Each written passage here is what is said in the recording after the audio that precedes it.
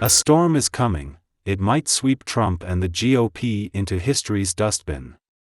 If Democrats can win after all, Trump is toast and the current GOP is finished. But what comes after that? One afternoon in college I found myself picking up trash at a Wendy's parking lot on the Business Loop in Columbia, Missouri. I can't remember what happened the night before, no nefarious story there. I simply cannot remember the mundane routine of most days compared to the shock of that one. It began as a beautiful sunny day. Warm. Calm. Nice. I picked up the trash as part of my employment requirements that afternoon and glanced up to enjoy the sun. I looked toward the horizon and in the sky saw what looked like a fat dark purple line drawn by a Sharpie marker. I wasn't sure what I was looking at. In a short time I found out. The squall furiously assaulted Columbia and sent the outdoor garbage cans I had just emptied, flying into the air like rockets. Rain and hail exploded onto the ground. The combination caused near immediate flooding and was responsible for broken windows, dented cars, downed trees, downed power lines and many damaged roofs. As a lover of big weather, it was memorable. As strong as it was, that storm is nothing compared to the political storm brewing this fall. The future of the country is in the balance. Vegas oddsmakers could go either way. The latest polls, current conventional wisdom and some cautionary words for the GOP from Mitch McConnell, who stands out not only for his narcissism but also because he's one of the few Republicans who can count, suggest that the GOP may recapture the House while failing to take the Senate. Trump followers, who've evidently studied the beer hall putsch, believe the Trumplican Party will be victorious and consume its enemies in hellfire, congressional hearings and a never-ending belittlement on conservative media. Some Republicans with gavel envy and a lust for power are reportedly looking at swatches for their new offices. They preach civil war and destruction should they not prevail, or if Trump is denied a return to his golden throne. They say those things even as they drive their SUVs less than a mile to go grocery shopping, visit their doctors and hit the drive-thru for their favorite cholesterol burger and then a convenience store for smokes and liquor. No one's going to risk a real civil war while those things are readily available, not for a period of time longer than it takes to march to the Capitol and get arrested. A recent NBC poll reports that persuadable voters, which means registered voters who are not core Democrats or Republicans, are breaking toward the party controlling the White House and Congress, which would be the Democrats. The Hill recently published an opinion piece that said the GOP's embrace of extremism has dimmed its midterm hopes.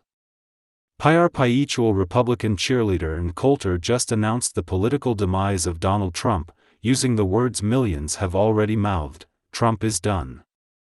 Maybe she's right. Of course, we've heard all this before and that's part of the problem. When it comes to Trump, there's nothing new. It's just reruns and Trump's ratings are wearing thin. People are sick and tired of his prepubescent drama. Every single person I spoke with in a month-long trip across the country said they'd had enough of the ongoing Trump melodrama. They want it canceled. In a recent month-long trip across the country I visited 15 states and cities, from Los Angeles to Washington, D.C. Some were large, and some were as small as Millersburg, Missouri.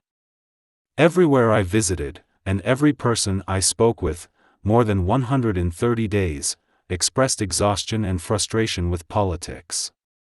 And while registered voters of both major parties blame both parties for the sorry state of affairs in this country, while failing to place the blame on themselves, every single person I spoke with said they've had enough of the ongoing Trump political melodrama. They want it canceled. Finally, at a Mexican restaurant in Fulton, Missouri, I met a woman who said she was afraid there is no united left in the United States. She had spoken recently with a close relative in Kansas City and that relative was apparently equally fearful about the future. "I'm just so tired of it all," she said to me. She blamed Trump for a lack of civility, as well as other politicians and, of course, the media. Progressives. Conservatives. Black. White. Immigrant. Hispanic. Male. Female. Gay. Straight. Transactions rock and roll. Country. Bib overalls, G-Wagon, homeless or anything else. Everyone is tired of it. Well, except the ultra-rich. They're fine with it, since it doesn't adversely affect the bottom line, at least so far. But the rest of us are seriously exhausted by the vitriol in this country, vitriol we've all been intricately involved in creating. Okay, some of us more than others. Inflection point, now. The disgust with the lack of civility has converged with a growing anger brought about by the recent Supreme Court case reversing the 50-year-old Roe v. Wade decision. The Catholics did that to us, one conservative Baptist told me in West Virginia. 5 of the 6 justices who voted to overturn Roe are conservative Catholics. In Los Angeles, a rabbi told me, I don't need to be preached to by other faiths about morality. We are watching the Republican Party in its death throes. That death is the nexus of a tempest that will reshape the political landscape for the next generation, and perhaps beyond.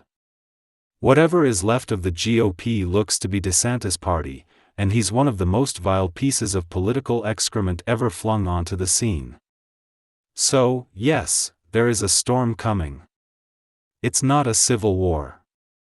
It's a reckoning, and I reckon the GOP would rather not face it.